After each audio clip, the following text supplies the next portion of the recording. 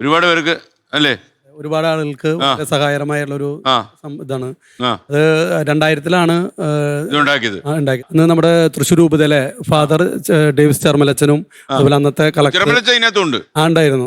ആളാണ് അത് തുടക്കം കുറിച്ചത്. ആള് ആ കാലങ്ങളിലെ ഈ അപകടങ്ങൾ ഉണ്ടാകുമ്പോൾ നിത്യം ന്യൂസായിട്ട്, അതായത് അതാത് സമയത്ത് ആശുപത്രിയിൽ എത്തിക്കാതെ രോഗികൾ മരണമടയുന്ന ഒരു വാർത്തകൾ കണ്ടിന്യൂസ് വരുമ്പോൾ അതിൽ വളരെയധികം ബുദ്ധിമുട്ട്. ആൾ അതിനെ വേണ്ടിയിട്ട് അന്നത്തെ കളക്ടർ ഉണ്ടായിരുന്ന അൽകേഷ് കുമാർ ശർമ്മ അദ്ദേഹമായി ഇതിനെ പറ്റി എന്താണ് ഒരു ശാശ്വത പരിഹാരം എന്നുള്ള നിലയ്ക്ക് ചർച്ച ചെയ്ത് അന്നത്തെ പ്രാദേശിക പൗര നേതാക്കന്മാരെയൊക്കെ യോഗം വിളിച്ച് ഇങ്ങനെ ഒരു സംഘടന രൂപീകരിക്കാം. അങ്ങനെ ആക്ട് സംഘടന അങ്ങനെ രൂപീകരിച്ചു. അങ്ങനെ നല്ല രീതിയിൽ തന്നെ പ്രവർത്തിക്കുന്നു. ഇപ്പോൾ തൃശ്ശൂർ 17 ബ്രാഞ്ചുകളുണ്ട്.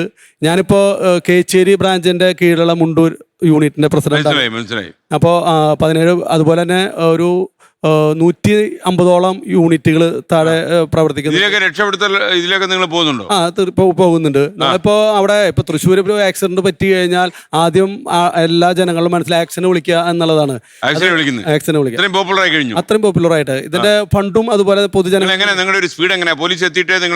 അല്ലല്ല, പോലീസൊക്കെ എത്രയേക്കാളും മുന്നേ നിങ്ങൾ എത്തും.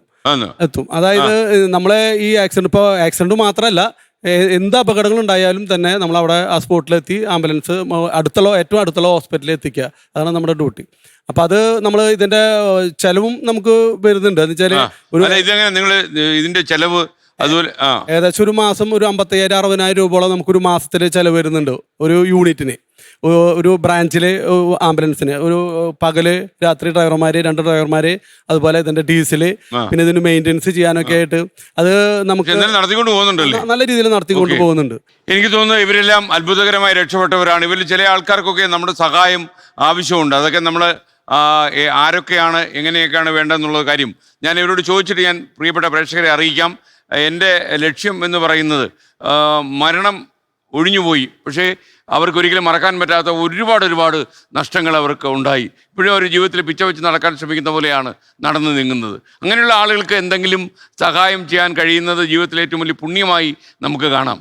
അതിൻ്റെ വിശദാംശങ്ങൾ പിന്നീട് അറിയിക്കാം. ലോകത്തെവിടെയായാലും ഏത് സമയത്തും 24 വാർത്തകളും ഓഗ്മെന്റഡ് റിയാലിറ്റി പാക്കേജുകളും എക്സ്പ്ലെയിനറുകളും വിശദമായി കാണാൻ ഞങ്ങളുടെ യൂട്യൂബ് ചാനൽ നിങ്ങൾക്ക് സബ്സ്ക്രൈബ് ചെയ്യാം.